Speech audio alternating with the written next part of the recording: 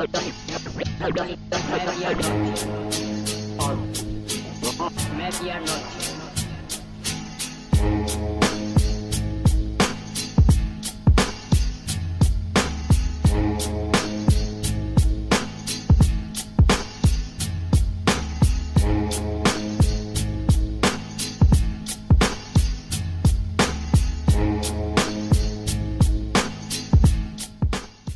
Bonjour ou bonsoir à tous en fonction du pays ou de l'heure auquel vous nous écoutez. Bienvenue dans le deuxième épisode de la saison 5 de Bola Latina, le podcast 100% football latino de la rédaction de Lucarno Posé. Aujourd'hui, au menu, on vous propose un petit voyage au Brésil où on va aller faire le point sur la partie féminine de son football. Et oui, on va changer un petit peu. Pour cela, donc, vous l'avez deviné, on va aller au Brésil.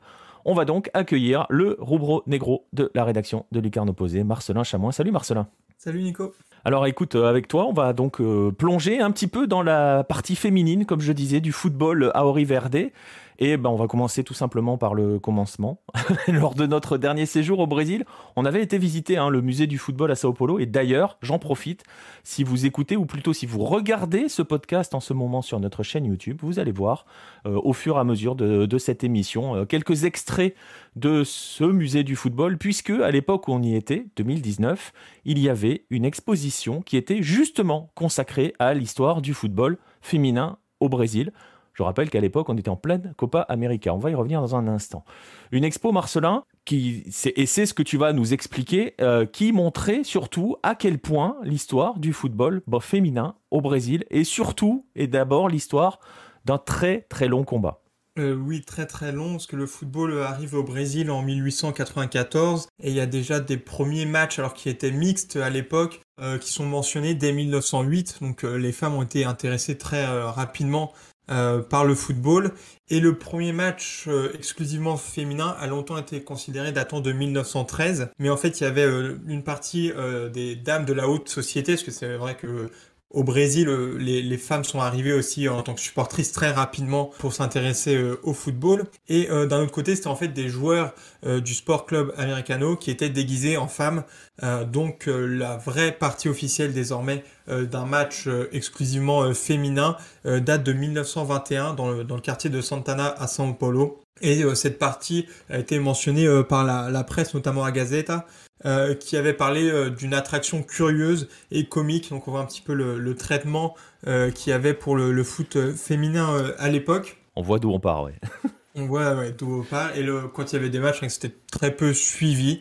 Donc il y a quelques autres pionniers, mais qui sont très peu connus. Il y avait les joueuses d'Araguari dans le Minas Gerais et Monseigneur Severino, qui était un directeur d'un orphelinat à Rio de Janeiro, qui avait organisé aussi un tournoi de féminin à Rio. Donc Simon en parlait dans le deuxième mag de Lucarno Posé. Et ça va encore se compliquer pour les femmes et le football, parce qu'en 1937, le Brésil bascule dans la dictature de l'Estado Novo. Et donc à partir de 1941, il y a un décret qui va être publié et qui va interdire plusieurs sports aux femmes, notamment le football, ce qui est jugé incompatible avec la nature féminine. C'est une excuse qui est avancée un petit peu de la même façon que ça a été fait avec les pauvres d'ailleurs, qui avaient été écartés du football de l'élite, sous le prétexte qu'ils ne pouvaient pas répondre de façon adéquate à la violence du football, et donc ils pouvaient pas jouer. C'est un peu ce qui se passe du coup avec les femmes. Ils vont quand même continuer de jouer au football, mais de façon clandestine. Donc il y a des matchs qui s'organisent, mais c'est caché, donc forcément elles ne peuvent pas se développer jusqu'en 1979. Donc là aussi une autre dictature, c'est le militaire qui prend fin quelques années plus tard en 85. Mais c'est à partir de 1979 que les femmes sont à nouveau autorisées seulement à rejouer au football. Et en 1984, la revue Placard relatait l'existence d'environ 3000 équipes féminines dans tout le Brésil. Donc il n'y avait pas d'organisation, il n'y avait pas vraiment de championnat, mais il y avait quand même une équipe qui se démarquait, qui est l'Esporte Clube Radar, donc qui a été créée en 1980, en tout cas la section féminine par Eurico Lira, qui jouait à Copacabana, et cette équipe elle a un très bon niveau, et c'est d'ailleurs cette équipe qui va donner naissance à la première sélection féminine en 1988, donc quelques années après les garçons. Ça a commencé en 1914. Donc elles vont participer à une première compétition en Chine, et la sélection va débuter avec assez rapidement une joueuse d'exception qui est Sissi, donc une numéro 10 vraiment dans le style de jeu qui était gauchère, donc un peu la précurseuse de Martha. Et elle va participer à plusieurs compétitions avec le Brésil avec des très bons résultats, ce qui est les JO 96 où le Brésil termine quatrième, participe aussi aux JO en 2000 et à la Coupe du Monde en 95 et en 1999 où le Brésil termine troisième. Et ça va vraiment être la compétition de Sissi, puisqu'elle termine meilleure buteuse et meilleure joueuse de la compétition. Et c'est là où se révèle au monde entier. Et l'année suivante, elle va se raser les cheveux, donc en promesse à un enfant aux États-Unis qui était atteint d'un cancer et qui souffrait de harcèlement. Et donc elle se rase la tête pour soutenir cet enfant. Et l'histoire elle est assez, enfin très tragique même. Juste cet acte, ça va attirer la méfiance de la Confédération brésilienne de football, qui va un petit peu la blacklister, qui va commencer à refuser qu'elle prenne part à des interviews juste parce qu'elle avait cette coupe de cheveux qui était jugée pas féminine. Et Sissi va être obligée de quitter le Brésil, puisqu'en 2001, la fédération pauliste, donc de São Paulo où Sissi jouait, va interdire aux joueuses d'avoir les cheveux courts et il faut qu'il y ait des cheveux longs. Et je cite, parce que c'est le règlement, c'est comme ça que c'est écrit, afin d'exalter la beauté et la sensualité des joueuses pour attirer le public masculin. Fin de citation. Donc c'est ce qui est avancé par la fédération pauliste et Sissi C'est est terrible. obligée de quitter le Brésil. Elle sera plus jamais convoquée en sélection nationale. Et Sissi, d'ailleurs, dont le portrait est présent au musée du football, dans cette galerie justement de portraits de joueuses qui ont marqué, qui ont ponctué l'histoire. Et on le voit, c'est quand même. Tu parles pas d'une chose qui a eu lieu comme on pourrait dire maintenant, c'était une autre époque. Non, on parle de choses qui ont à peine 20 ans. On va revenir un petit peu plus tard sur la sélection, sur l'aspect Célestin et son histoire et son évolution. Mais avant cela, on le voit, ce combat, on va dire, il perdure encore. Et justement, on va s'intéresser à ce qui se passe à l'échelon local, donc au niveau du club. Voilà, ça fonctionne comment? Tu l'as dit, ça a mis très longtemps avant de pouvoir être organisé, le football au Brésil. On a vu pourquoi. Comment ça fonctionne le championnat national depuis que les filles ont véritablement le droit de pratiquer l'activité? Donc, le football pour les femmes a été de nouveau autorisé en 1979. Et il y a une première compétition qui s'appelait la Taça Brasil de 1983 à 2007, qui a ensuite suivi la Copa do Brasil de 2007 à 2016. Mais il y a très peu d'informations disponibles sur Internet. On peut juste trouver le nom du club vainqueur par édition, mais il y avait parfois des groupes. Mais enfin, c'est vraiment très compliqué d'avoir des informations juste sur quel match était disputé. À partir de 2013, il y a un Brasileirão avec une formule différente de celle des hommes, mais qui va être créé avec des clubs exclusivement féminins et puis aussi des sections féminines des grands clubs brésiliens dont on a l'habitude de parler. Et aujourd'hui, le football est vraiment dominé par les clubs de São Paulo, puisqu'ils ont remporté 8 des 9 dernières éditions. Donc c'est un championnat qui est très jeune mais qui se développe. Puisqu'il va y avoir la création d'une troisième division en 2022, il y a déjà une deuxième division. Et puis en 2019, il y a aussi un Brasileirão U18 et U16, donc qui permet aussi aux plus jeunes de débuter et ensuite d'aller vers le Brasileirão qui est diffusé sur YouTube, donc gratuitement et aussi sur Sport TV, qui est une chaîne payante mais très suivie. Et c'est assez nouveau parce que avant, s'il y avait un match, il n'était pas diffusé. Ils préféraient mettre un reportage ou une rediffusion d'un match masculin. Maintenant, on commence à avoir du foot féminin à la télé brésilienne. Ouais, et on le voit, donc ça se développe avec, tu l'as dit, une pyramide qui est en train de se mettre en place, une pyramide au niveau des âges. Et pourtant, justement, tu citais tout à l'heure le deuxième numéro du magazine dans lequel Simon avait interrogé Barbara Fonseca, qui était, je ne sais pas si elle est toujours en place d'ailleurs, j'ai pas été vérifié, qui était DS à l'América Mineiro et qui expliquait justement à l'époque que le football féminin n'était une priorité pour, je la cite, pour aucun des clubs brésiliens et elle devait à l'époque toujours attendre le dernier moment pour savoir si sa section serait intégrée au budget de la saison à venir. Tu l'as dit, le Brasileirão s'est réorganisé un petit peu ces années récentes. Est-ce que les choses ont véritablement changé depuis? Ouais, est-ce qu'on voit vraiment un progrès? Je rappelle que ce numéro 2 du magazine date de 2017, si j'ai bonne mémoire, ou début 2018. Oui, alors pour l'América Mineiro, il me semble que la section a été éteinte à un moment. Je crois qu'en 2021, là, elle a été de nouveau active. mais c'est compliqué pour l'América Mineiro. En revanche, il y a eu la CONMEBOL en 2017 qui a contraint les clubs participants à la Libertadores 2019 à avoir, donc Libertadores 2019 masculine, à avoir une section féminine ou au moins un club partenaire pour des équipes de seniors et de jeunes. Donc c'est un changement, on le voit en fait, qui s'est fait par la contrainte, mais qui est nécessaire puisque effectivement les clubs brésiliens n'investissaient pas dans le foot féminin. Et on le voit d'ailleurs dans le Brasileirão 2020 féminin, en fait les quatre demi-finalistes. Le Corinthians a débuté sa section en 2018, Palmeiras en 2019 et São Paulo et Kinderman en 2017. Donc pour les quatre clubs demi-finalistes, c'est très récent. C'était moins le cas cette année en 2021, parce qu'on retrouvait Corinthians et Palmeiras.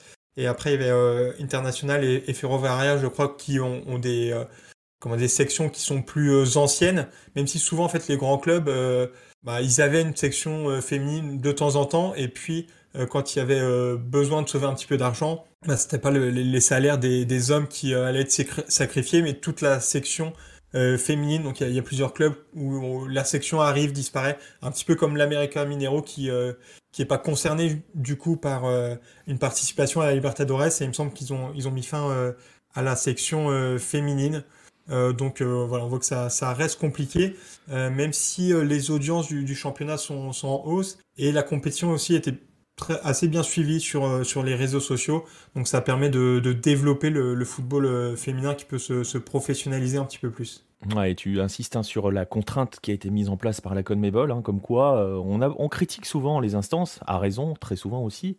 Là, pour le coup, c'est une instance qui a véritablement fait pression. Donc, il est toujours possible d'initier des mouvements, on va dire, quand on est une instance, et la CONMEBOL avec sa Libertadores, et en imposant cela aux clubs qui participent à la Libertadores. Et en fait, petite parenthèse, ça va quand même concerner quasiment tous les clubs brésiliens, à terme, Marcelin, cette histoire. Au bout d'un moment, ils vont devoir s'y mettre. Ouais. Vu que quasiment la moitié du championnat va participer aux compétitions continentales. Bon, bref, c'est un autre débat, mais voilà, tout ça pour dire qu'il y a un mouvement qui a été fait, tu l'as dit, c'est diffusé sur YouTube, c'est aussi le cas pour la Libertadores, donc il y a des réseaux de diffusion qui sont utilisés. On voit au niveau des clubs, il y a quelque chose qui est vraiment, on est au début, tu parlais à l'instant, 2017, la décision de la CONMEBOL qui a été mise en place à partir de la Libertadores 2019, donc c'était hier, c'est pas il y a une décennie, c'était hier, donc on a le temps encore de voir ça avancer. On parlait des clubs, on le disait, on va parler de la sélection. Elle en est où justement au XXe siècle, cette sélection féminine? On a parlé déjà de Sissi, et ensuite il y a eu Martha, donc qui a un petit peu le même profil, dribbleuse numéro 10 gauchère, et puis en plus qui a un charisme incroyable, donc qui a porté la sélection féminine. Et le Brésil a eu de très bons résultats dans les années 2000. Il y a eu 2 médailles d'argent au JO en 2004 et en 2008. Une finale en Coupe du Monde 2007, où elles avaient notamment battu les États-Unis 4-0 en demi-finale, avec un but incroyable de Martha sur le côté gauche. L'un des plus beaux, franchement, il est exceptionnel ce but. Oui, ouais, si vous l'avez pas vu, ça vaut le coup de faire une pause et d'aller le voir. Carrément.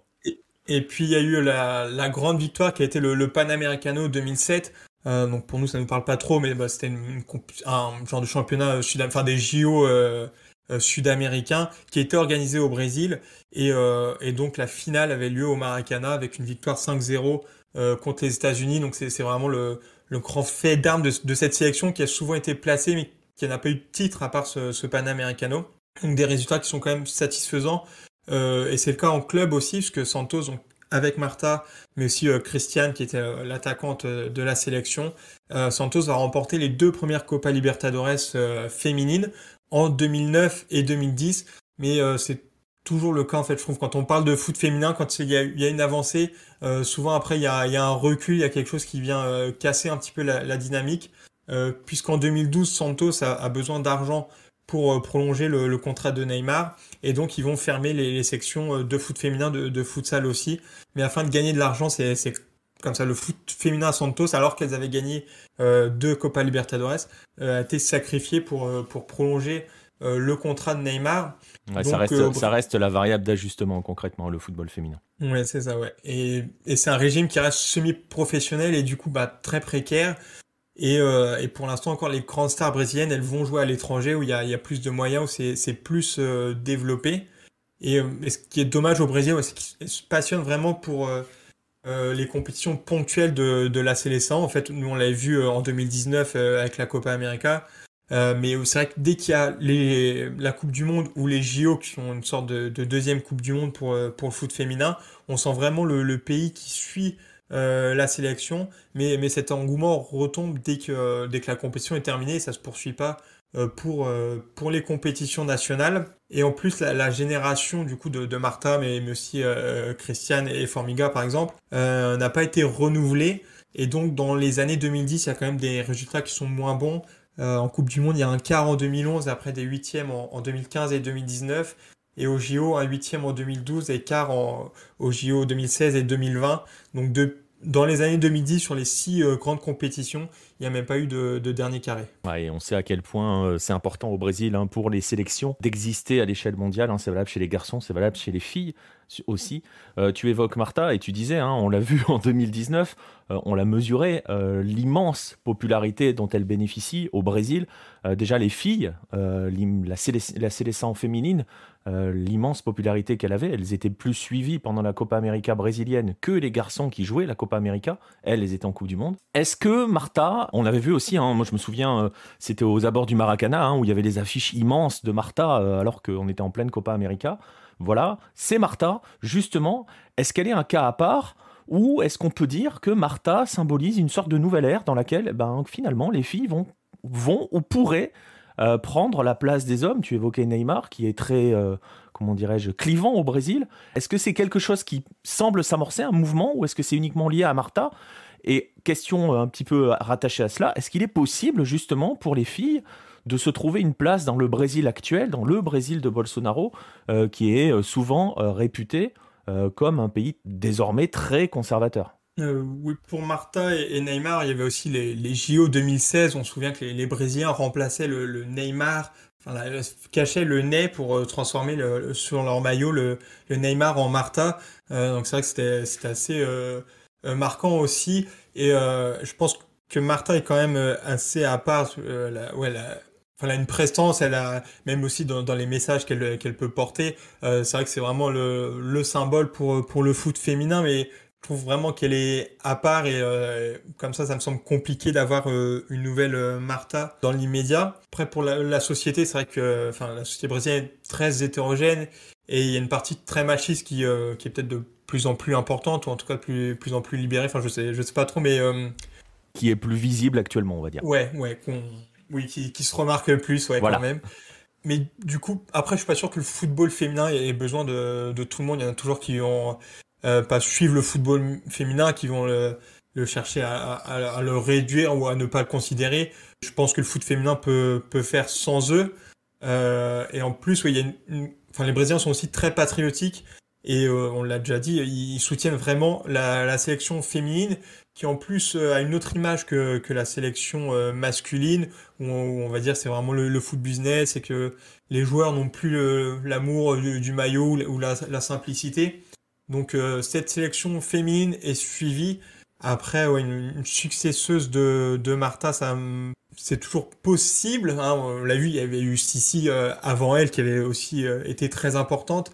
Mais dans l'immédiat, je pense que ça va être compliqué à la trouver. C'est ce qu'elle avait dit d'ailleurs en 2019 après l'élimination, où elle a dit qu'il n'y allait pas avoir une Marta ou une Christiane ou une Formiga pour toujours. D'ailleurs, Formiga qui a participé aux derniers Jeux Olympiques 25 ans après sa première participation, donc en 96.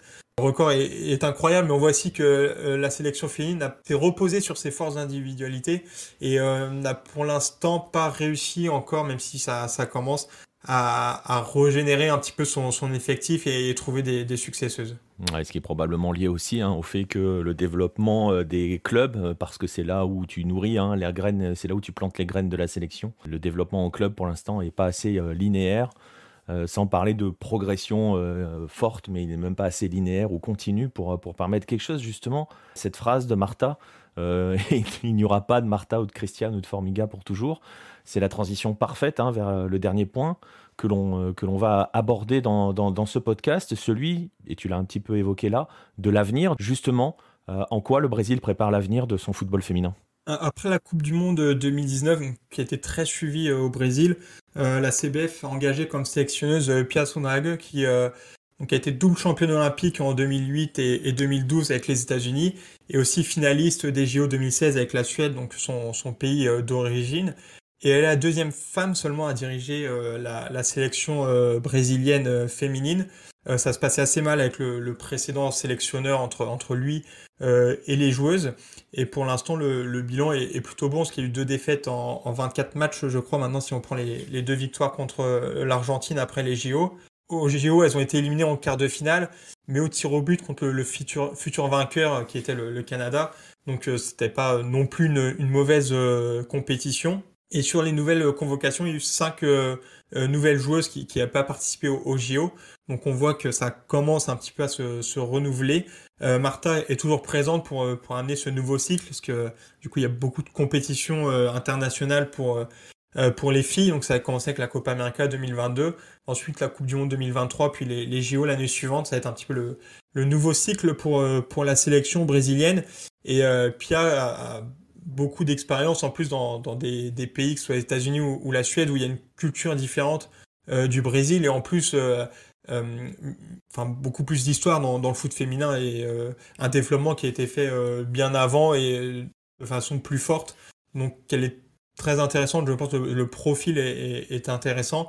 Elle a dit qu'elle voulait jouer contre des sélections du top 10 afin de gagner en expérience, et aussi un match amical contre les U16 masculins de Grêmio, qui permettent un petit peu de se développer en tant qu'équipe, puisqu'elle veut faire évoluer l'équipe physiquement pour tenir les 90 minutes. C'est un petit peu ce qui a manqué contre le Canada au JO. Et puis aussi développer des joueuses créatives justement au milieu de terrain pour prendre la suite de Martha. Et donc la CBF accompagne ce changement, parce qu'il n'y a pas seulement Pia, parce qu'il y a aussi ils ont engagé des femmes comme coordinatrices du football féminin et des équipes féminines. Donc bon, l'important c'est d'avoir quelqu'un de compétent, mais auparavant c'était des postes qui étaient réservés aux hommes. Je pense que c'est intéressant aussi d'avoir des femmes à ces postes-là. Et puis il y a aussi des changements, notamment au niveau des primes, que ce soit les primes journalières ou de compétition. Maintenant les joueuses reçoivent la même somme que les joueurs de la part de la CBF. Et puis en novembre, à partir de novembre 2020, il n'y a eu plus les 5 étoiles au-dessus du logo de la CBF, qui représentait les 5 Coupes du Monde remportées par les garçons. Il y a juste le logo sans étoile, et donc si elles gagnent un jour la Coupe du Monde, elles auront leur étoile. Mais du coup, aujourd'hui, la distinction est faite. Et puis je suis allé aussi vérifier ce qu'on avait parlé au festival de l'autre football, sur la FFF, où sur la page d'accueil il y avait sélection et sélection féminine. Sur le site de la CBF, c'est pas le cas. Les infos foot féminin et masculin sont mélangées, et dans les menus il y a une distinction entre la sélection masculine et sélection féminine. Donc c'est un petit truc, mais ça montre quand même un petit peu comment c'est traité. Mais encore une fois, quand on voit qu'il y a du développement, il y a toujours quelque chose qui vient un petit peu tout gâcher.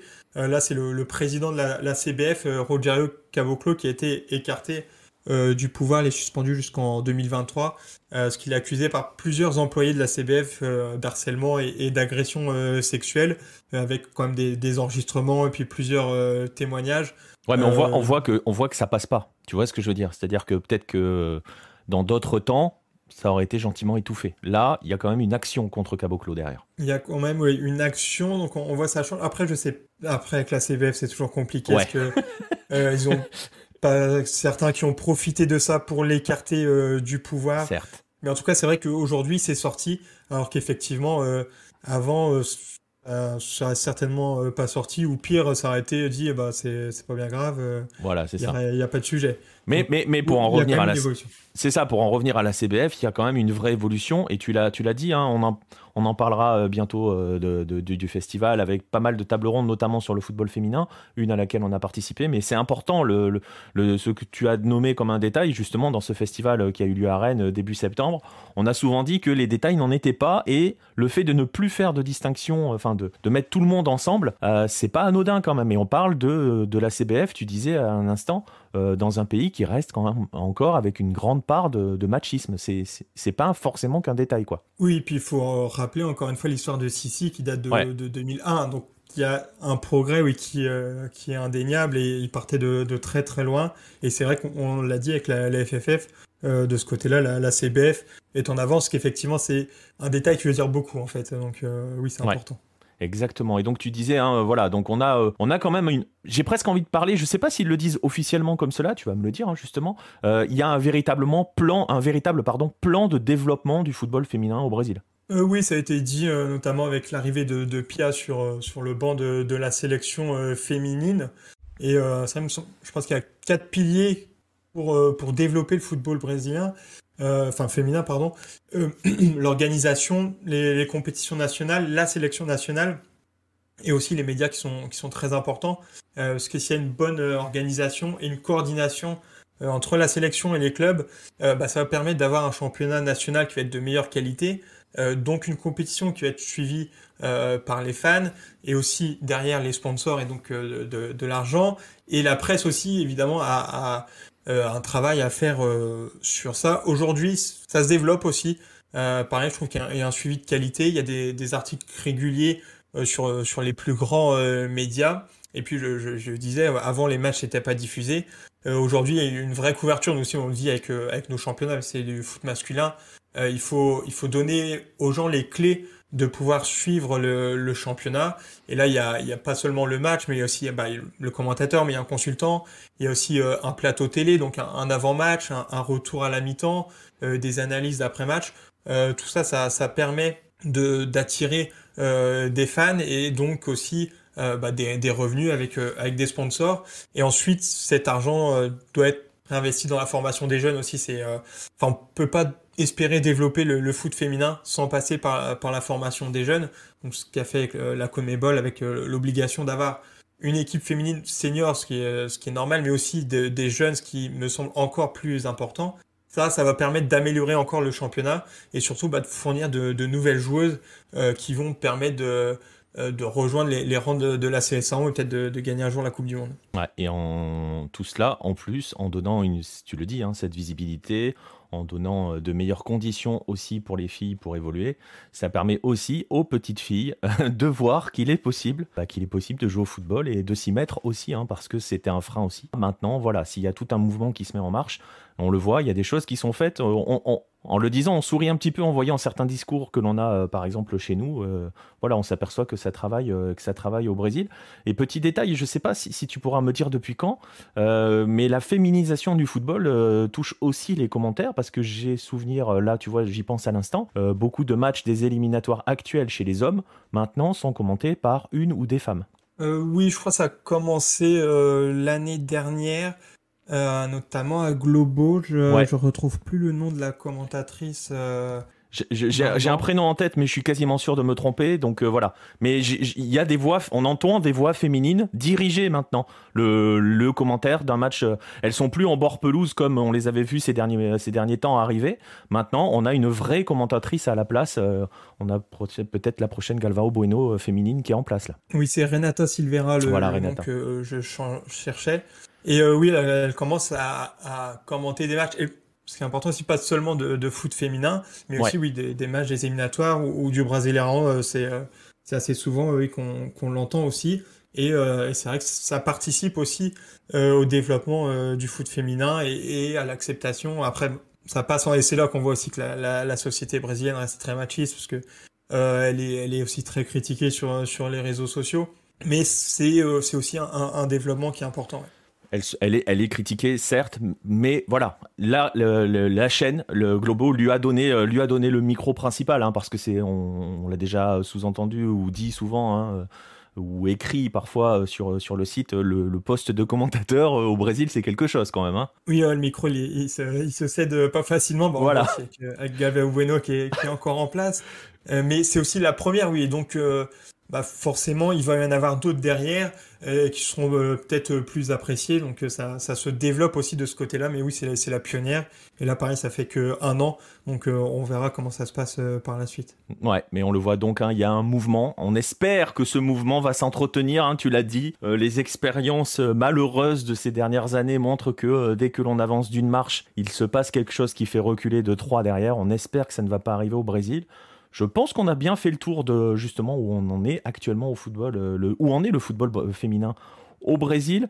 Merci Marcelin de m'avoir accompagné sur ce podcast. Merci à toi. Et donc voilà, on va vous laisser sur cette conclusion-là, en espérant donc que ce mouvement initié perdure et continue d'avancer, cette fois-ci de manière continue et linéaire, et plus ou moins linéaire. On va vous inviter à nous suivre sur les différents réseaux sociaux, Twitter, Facebook, Instagram, à vous rendre régulièrement sur notre site. On va vous inviter aussi à venir nous rejoindre sur notre Discord pour discuter avec la communauté Lucarne Opposée, mais aussi avec nous. Vous pouvez notamment discuter autour de ces podcasts. Abonnez-vous aux différentes chaînes sur lesquelles vous êtes en train d'écouter ou de voir ce podcast, si vous nous regardez sur YouTube par exemple. Et je vous rappelle que si vous voulez nous soutenir, vous pouvez le faire en vous procurant nos magazines. Au moment où on enregistre et au moment où ce podcast va sortir, le 16 étant tout proche d'arriver, le numéro 16. Mais vous pouvez aussi le faire en vous rendant sur notre boutique, sur notre librairie, pour vous procurer les 2 ouvrages de la maison d'édition Lucarne Opposée, la biographie de Garrincha écrite par monsieur Marcelin Chamoin qui était avec moi aujourd'hui, et la traduction française des 11 Caminos al Gol sur Marcelo Bielsa. Voilà, tous les liens vous les trouverez bien évidemment dans la description, vous en avez l'habitude de ce discours. J'en finis de mon long tunnel final. Je vous laisse ici et je vous donne rendez-vous très vite pour de nouveaux rendez-vous sur les podcasts de Lucarne Opposée. À bientôt les amis.